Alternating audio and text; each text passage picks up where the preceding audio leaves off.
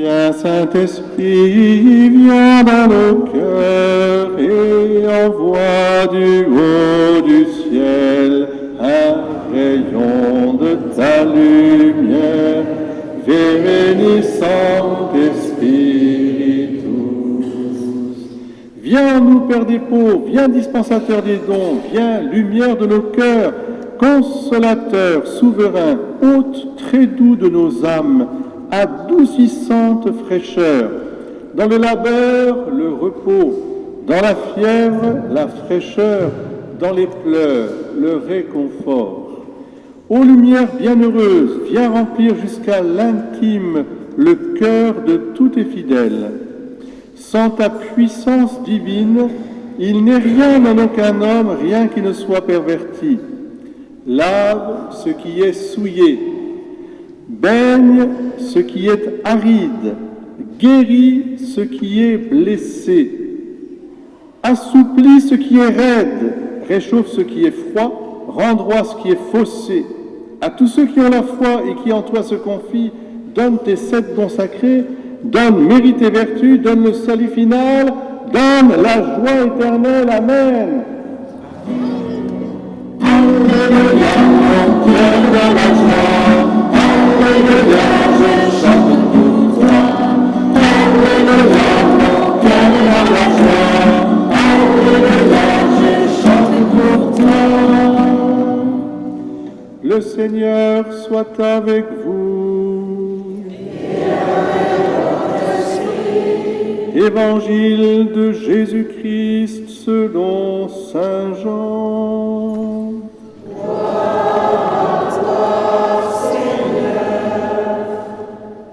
C'était après la mort de Jésus, le soir venu en ce premier jour de la semaine, alors que les portes du lieu où se trouvaient les disciples étaient verrouillées par crainte des Juifs.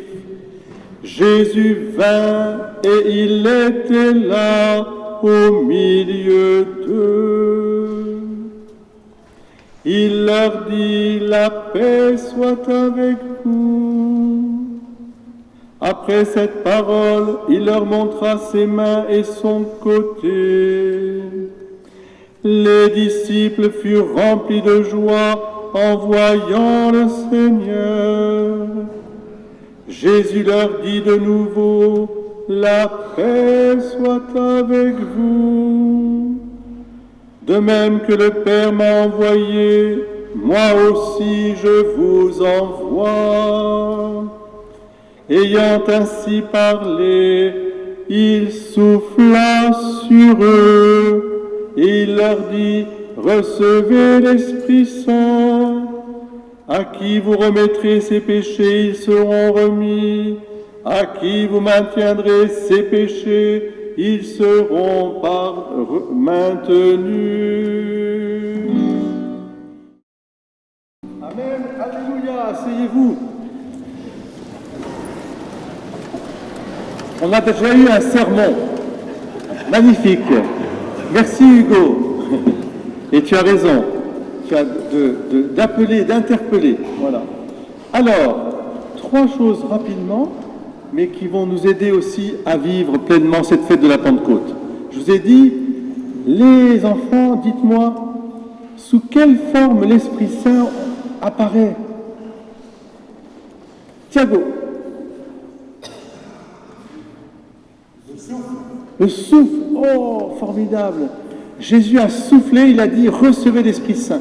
Alors, cela nous indique que dès le commencement, le souffle vital de l'élan créateur et rédempteur de Dieu, il souffle sur la création. Les adultes, quand est-ce qu'on entend le souffle de Dieu déjà?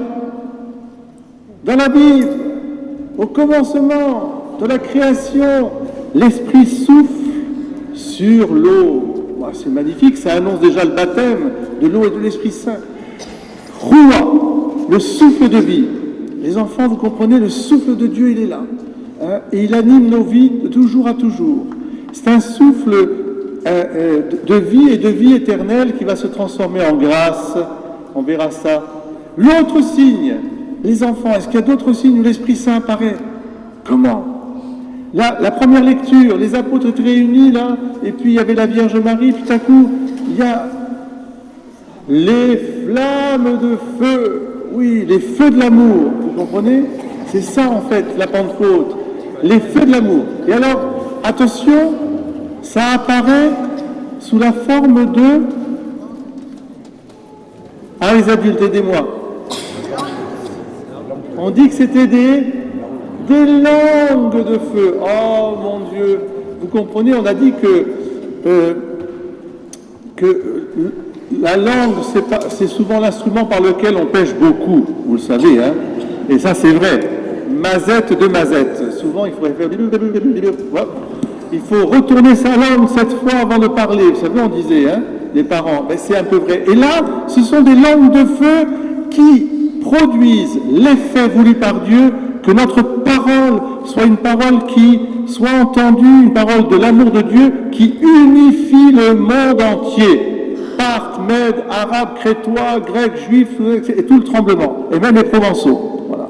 Et donc, tout le monde peut entendre la parole de l'amour de Dieu, nos langues de feu, l'air, le feu, et puis encore un autre. Alors, c'est pas dit dans la... Mais quand même, vous vous rappelez, quand Jésus a été baptisé au Jourdain, qu'est-ce qui s'est passé quand Jésus a été baptisé au Jourdain? Qu'est-ce qu'il y a là devant l'autel? Qu'est-ce qu'il y a là? Des colombes. Alors, les colombes, ça indique quoi? Qu'est-ce que c'est que la paix? La paix. La paix de Dieu. L'autre don de l'Esprit Saint, c'est de nous donner la paix qui est la communion. L'amour de Dieu répandu dans nos cœurs nous fait vivre en fraternité parce que nous sommes membres du corps du Christ et qu'il n'y a plus ni juifs, ni grecs, ni esclaves, ni hommes libres, etc. Il n'y a plus que des enfants de Dieu. Alors est-ce que vous êtes vous-même animés par le souffle de l'Esprit Saint, par des langues de feu et par la colonne de l'Esprit Saint? Oui. Les enfants, ils crient plus fort que vous. Oui. C'est ce qu'il faut, je pense que c'est vrai en plus. Nous formons une vraie communauté chrétienne qui doit témoigner de cela tout au long de notre vie avec l'aide de Dieu. Nous ne sommes que des pauvres pécheurs, mais le Seigneur nous soulève et nous soutient. Alors, et je termine là-dessus,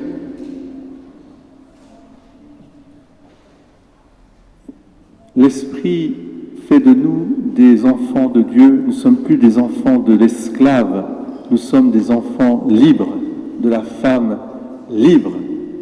Et cet esprit qui nous rend de liberté se manifeste précisément par la grâce. La grâce, les enfants, je vous explique un peu, c'est comme un cadeau, un don que Dieu fait de lui-même pour soulever notre cœur. Il habite en nous. Nous sommes les temples de l'Esprit. Mais le mot grâce ou cadeau ou don va se manifester en nous par un dérivé de la grâce qu'on appelle la gratitude. C'est-à-dire l'Eucharistie, l'action de grâce, la gratitude. Autrement dit, si vous vivez de l'Esprit Saint, vous vivez dans la joie, dans la gratitude, dans le merci. Et c'est ça qui est à témoigner aujourd'hui. Nous devons nous ranger du côté de ceux qui remercient Dieu du matin au soir et du soir au matin. C'est-à-dire soulevés par la joie de l'Esprit qui nous fait porter nos joies et nos peines, bien sûr.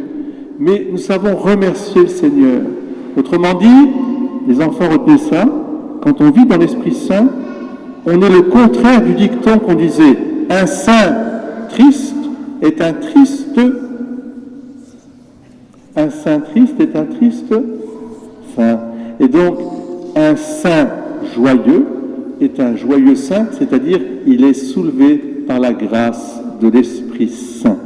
C'est ça le fruit de l'Esprit Saint, c'est la joie de l'amour de Dieu que personne ne pourra vous enlever, frères et sœurs.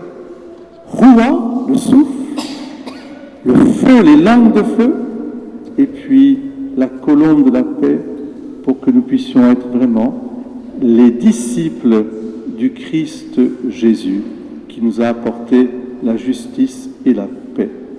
À lui l'honneur et la gloire pour les siècles des siècles. Amen.